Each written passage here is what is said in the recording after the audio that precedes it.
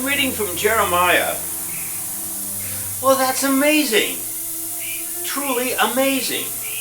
I'm reading in Jeremiah, and it says, on the 10th day of the 5th month of the 19th year of Nebuchadnezzar, the king of Babylon, Nebuzaradan, the commander of the imperial guard who served the king of Babylon, came to Jerusalem, and he set fire to the temple of the Lord.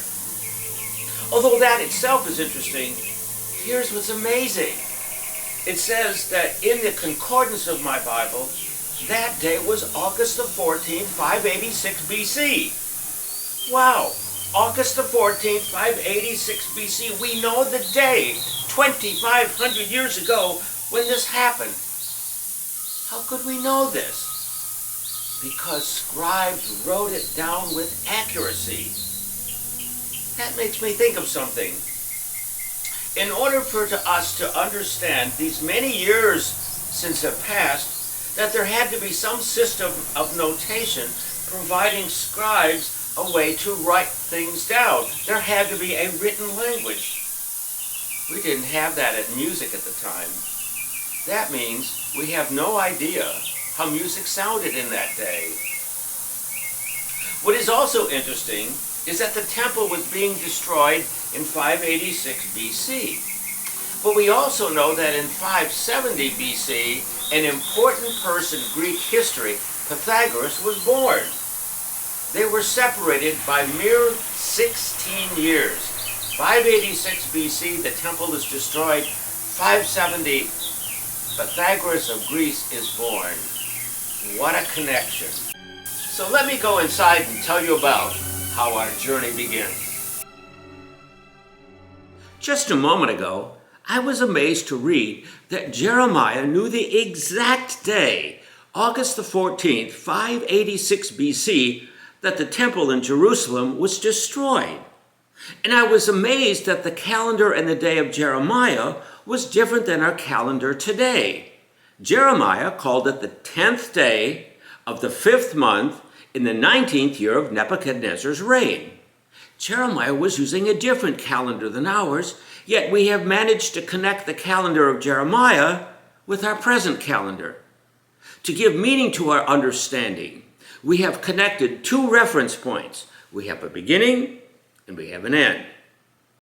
We will discover an almost endless connection of music to all sorts of subjects. That's our first objective, to see and understand connections. Let's talk about air. We don't see it, yet we know it exists. We couldn't live without it. What interests me is moving air. Sound is created by moving air.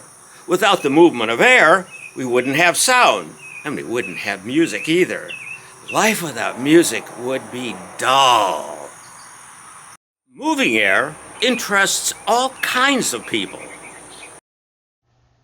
Meteorologists love to talk about high and low pressure systems that impact our weather. They talk of weather on the scale of large wind movements, and they love the extremes. Gales, tornadoes, and hurricanes, the very things that concern a sailor. Farmers give great thought to air movements. They build wind barriers to protect their crops. And if they don't, look what happens. The Dust Bowls of the 1930s. Inventors like the Wright brothers in 1903 could not have gotten off the ground if it weren't for moving air. In fact, they used Kitty Hawk, North Carolina, because the wind was so predictable. When architects and engineers build skyscrapers, the power of wind is always on their minds.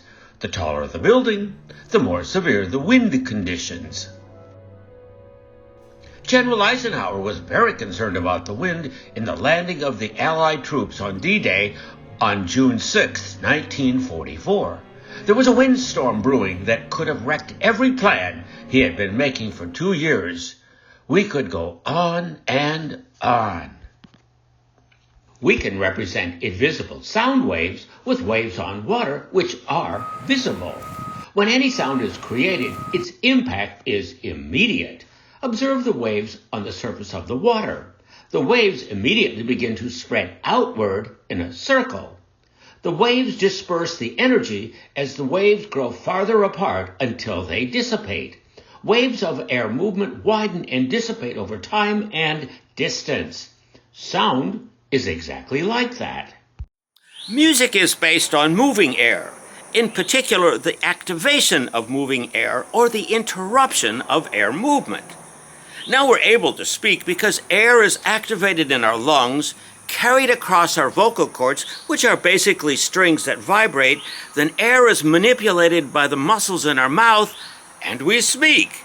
And if we organize those sounds, we have singing, because we're connecting from our lungs to the open air. Hence, we have communication.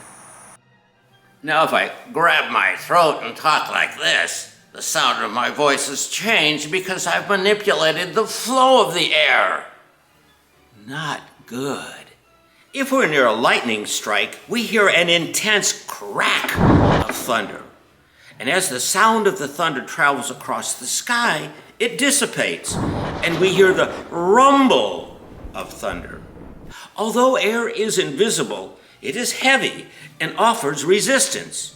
Airplanes couldn't fly without that resistance. The sound of the whoosh of a car passing by is working against the resistance of air. But resistance is a good thing because it limits the distance that sound can travel. Just imagine if all the sounds of the world would carry endlessly, it would be chaos. God put into the world just enough air to breathe, enough resistance to carry the sound for us to enjoy and to communicate, but so little resistance that it would cause chaos by a cacophony of confusion. If all the sounds of the world were heard simultaneously, it would be chaos. What a God! Let's review.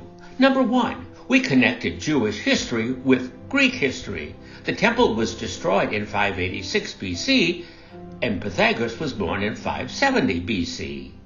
Number 2, we connected moving air with the creation of sound in music.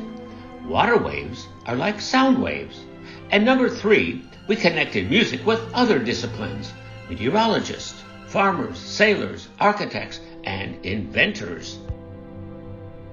It's been a great day.